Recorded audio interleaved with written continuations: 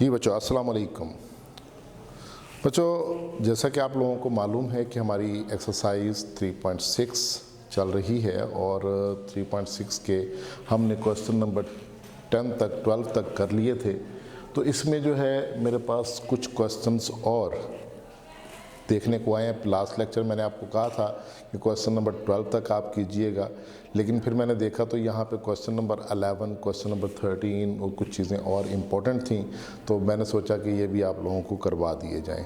ठीक है, ज़रा सी वेरिएशंस थी, तो वो वेरिएशंस कैसे करनी है, उनको कैसे हमने सॉल्व करना है, कैसे हमने कैटर आउट करना है, तो ये आप लोगों ने ज़रा तवज्जो से देखना है। तो डियर स्टूडेंट्स, हमारे पास क्वेश्चन नंबर 11 है। क्वेश्चन नंबर 11 में लिखा हुआ है लिमिट π/6 टू π/3 और क्वेश्चन है जी हमारे पास cos t dt। तो डियर स्टूडेंट्स, यहाँ पे मेरे पास देखें cos t की इंटीग्रेशन क्या होती है। cos t की इंटीग्रेशन होती है बच्चों मेरे पास sin t। सो आंसर होगा sin t और नीचे एंगल का डेरिवेटिव हो जाएगा 1 और लिमिट बन जाएगी मेरे पास π/6 टू π/3। सो बच्चों, आप लोगों ने करना ये है कि वेरिएबल की जगह अपर लिमिट पुट करनी है sin π/3 माइनस वेरिएबल की जगह लोअर लिमिट पुट करनी है sin π/6।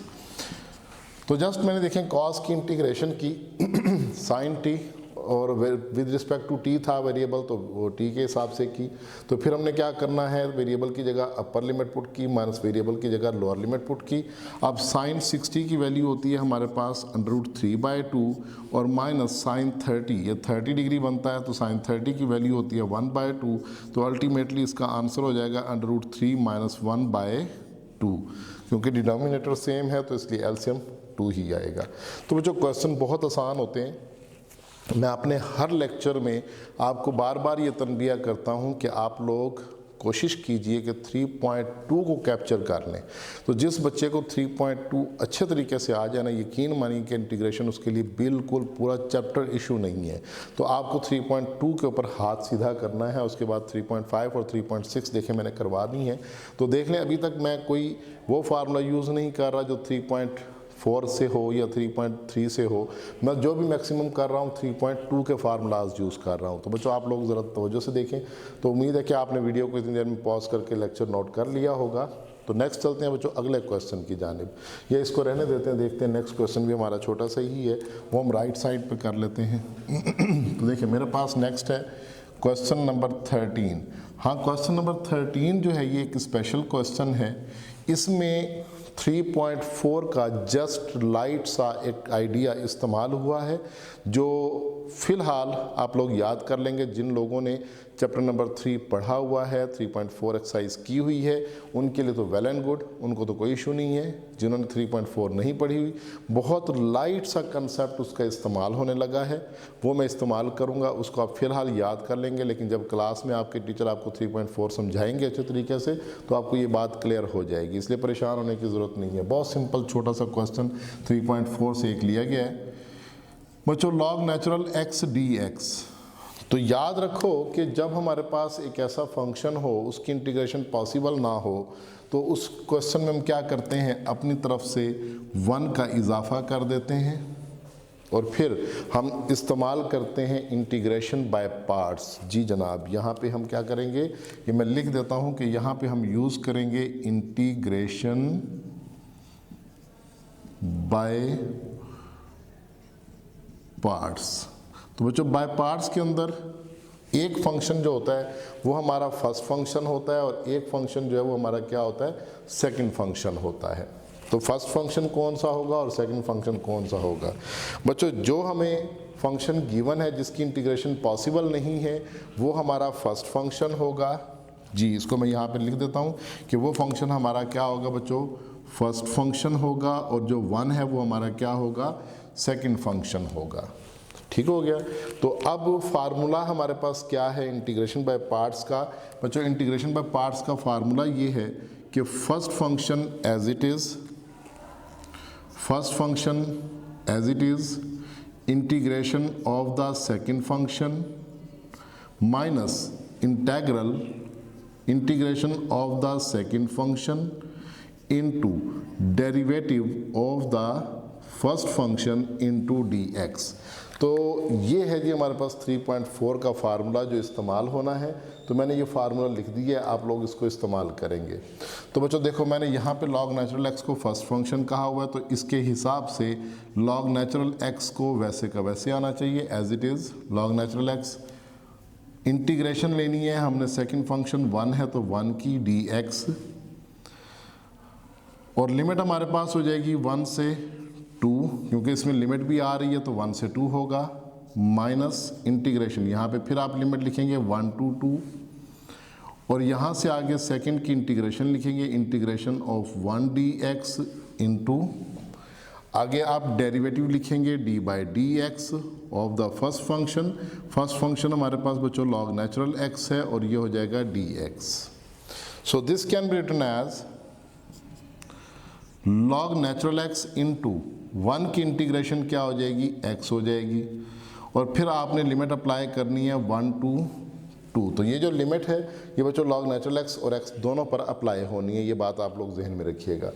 नेक्स्ट होगा माइनस इंटीग्रेशन 1 to 2, 1 की इंटीग्रेशन x हो जाएगी, इनटू log नेचुरल x का डेरिवेटिव 1/x हो जाएगा, dx होगा। सो इस बात को लिखा जा सकता है x log नेचुरल x, तरतीब ठीक कर लेते हैं कि x को पहले लिख लेते हैं, x log नेचुरल x हो जाएगा, लिमिट वैसे ही 1 to 2 आ जाएगी, माइनस ये x से x कैंसिल हुआ, बाकी बचा 1, तो यहाँ पे 1 to 2 1 dx होगा। So this can be written as x log natural x, limit हो जाएगी 1 to 2, माइनस 1 की इंटीग्रेशन x और लिमिट हो जाएगी 1 to 2। तो ये दोनों लिमिट्स बच्चों कॉमन हैं, तो मैं इसको देखें, अगर आप इसको वैसे लिखना चाहते हैं तो जैसे लिखा हो वैसे अप्लाई कर दें। अपर लिमिट पुट करें,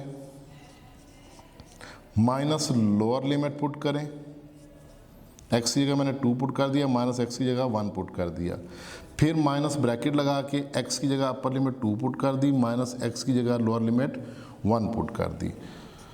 सो this can be written as 2 log natural 2 minus log natural 1 किसके इक्वल होता है बच्चों? हाँ, ये बात आप लोगों ने जहन में रखनी है कि log नेचुरल 1 जो है वो 0 के इक्वल होता है। इसके बाद 2 माइनस 1 होगा तो ये बचेगा -1, और अल्टीमेटली आंसर हो जाएगा 2 log natural 2 minus 1। So this is the required answer.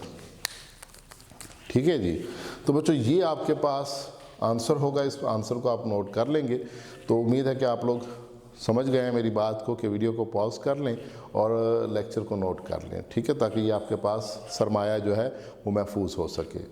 तो नेक्स्ट चलते हैं बच्चों अगले क्वेश्चन की जानिब। अगला क्वेश्चन भी बहुत अच्छा सा क्वेश्चन है, इसको देखते हैं जी। बच्चों नेक्स्ट हमारे पास इसी लेक्चर में हमने क्वेश्चन नंबर 15 डिस्कस करना है। तो क्वेश्चन नंबर 15 जो है उसमें क्या लिखा हुआ है जी, 0 to π/4 cos theta plus sine theta divided by 2 cos square theta D theta.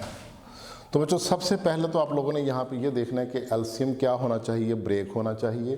तो आपने एलसीएम को ब्रेक करना है 0 to π/4, और एलसीएम को ब्रेक करेंगे तो ये हो जाएगा cos theta divided by 2 cos square theta plus हो जाएगा sine theta over 2 cos square theta D theta.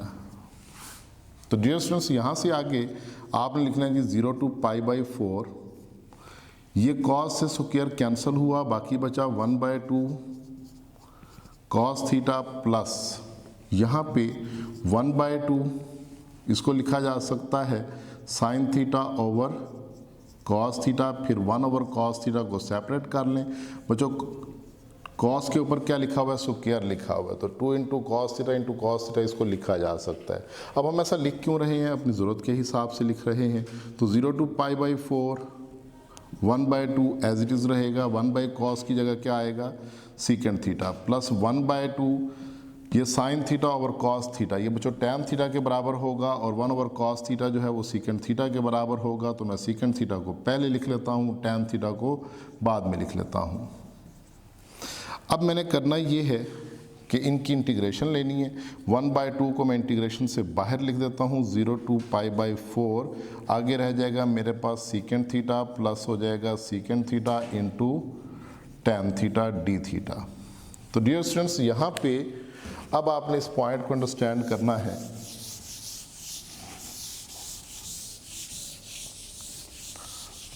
देखें, दोनों जगहों पे आपका फार्मूला यूज़ हो रहा है, यहाँ पे भी फार्मूला यूज़ होना है, यहाँ पे भी फार्मूला यूज़ होना है। तो मैं इंटीग्रेशन को अलग-अलग ही परफॉर्म कर रहा हूँ, लेकिन मैं करके नहीं दिखा रहा। मैं जस्ट इसको लिखूँगा 1/2 ब्रैकेट, सीकेंट की जगह क्या आएगा, सीकेंट की इंटीग्रेशन होती है हमारे पास log natural secant theta plus tan theta, और फिर उसके बाद plus secant theta into tan theta की इंटीग्रेशन होती है हमारे पास सीकेंट थीटा, और लिमिट हो जाएगी 0 to π/4। तो बच्चों, मैंने एक स्टेप में इन दोनों फंक्शंस को इंटीग्रेट करके उनके आंसर लिख दिए बाय यूजिंग द फार्मूला। ये आपने 3.2 में चूँकि फार्मूला सारे पढ़े हुए हैं, मैं हर बार यही बता रहा हूँ, हर क्वेश्चन में यही बता रहा हूँ कि 3.2 के अलावा कोई फार्मूला मैंने इस एक्सरसाइज में इस्तेमाल नहीं करना। तो जिन बच्चों ने 3.2 अच्छे तरीके से की हुई है उनको ये बहुत अच्छे तरीके से समझ आनी चाहिए, ठीक है।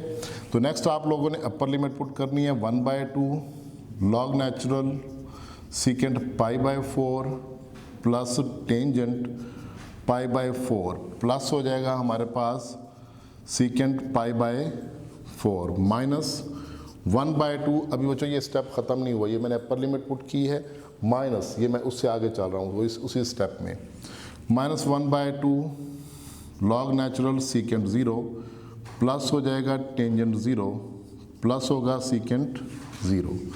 सो इसको आगे कंप्लीट करते हैं जी। 1/2 लॉग नेचुरल सीकेंट π/4, बच्चों सीकेंट π/4 या 45 डिग्री की वैल्यू क्या होती है 1/√2 प्लस टेंजेंट π/4 1 हो जाएगा, सॉरी यानी यहाँ मिस्टेक कर ली, सीकेंट π/4 की वैल्यू बच्चों √2 होगी, वो पुट हो गई, प्लस फिर सीकेंट π/4 की वैल्यू √2 पुट हो गई, माइनस 1/2 लॉग नेचुरल सीकेंट 0 की वैल्यू 1 है प्लस टैन 0 की वैल्यू 0 है, फिर प्लस सीकेंट 0 की वैल्यू 1 हो जाएगी।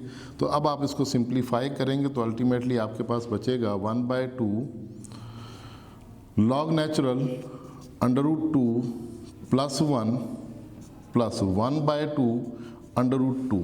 ये क्या हुआ यहाँ पे, एकदम क्या हो गया भाई, कुछ नहीं हुआ, ये 1/2 इससे भी मल्टीप्लाई हो गया और इससे भी मल्टीप्लाई हो गया। नेक्स्ट हमारे पास ये बात हमें याद रखनी है कि ये लॉग नेचुरल 1 0 के बराबर होगा तो ये ख़त्म हो जाएगा, और माइनस 1/2 जब इस 1 से मल्टीप्लाई होगा तो बच्चों आपके पास रिज़ल्ट आ जाएगा -1/2।